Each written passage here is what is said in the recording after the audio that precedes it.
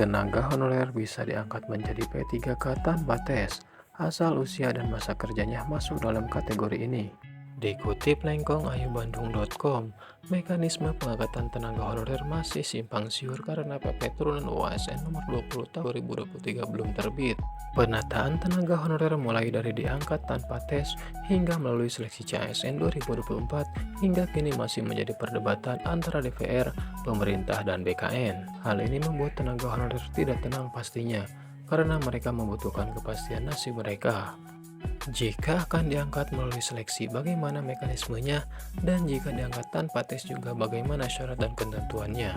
Sepertinya tenaga honorer masih harus menunggu hingga bulan April mendatang. Pasalnya PP turunan mengenai UASN nomor 20 akan diterbitkan di bulan tersebut.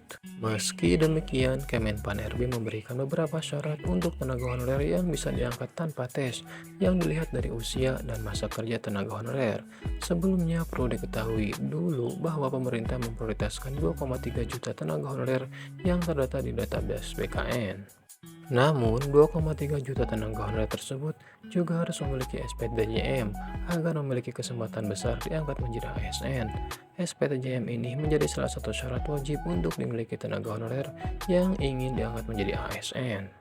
Setelah terbukti memiliki SPTJM, tenaga honorer juga akan melalui proses perpal data dengan skema memakai piloting perpal data. Tujuan piloting perpal data agar mendapatkan data yang valid serta akuntabel dan diharapkan bisa memberikan tawaran kebijakan kepada tenaga honorer.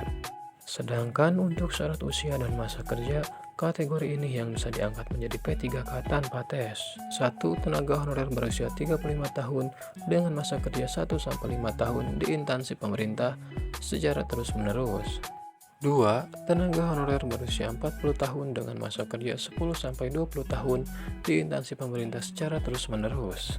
3. Tenaga honorer berusia 45 tahun dengan masa kerja 10-20 tahun di instansi pemerintah secara terus-menerus. 4. Tenaga honorer berusia 46 tahun dengan masa kerja 20 tahun di instansi pemerintah secara terus-menerus.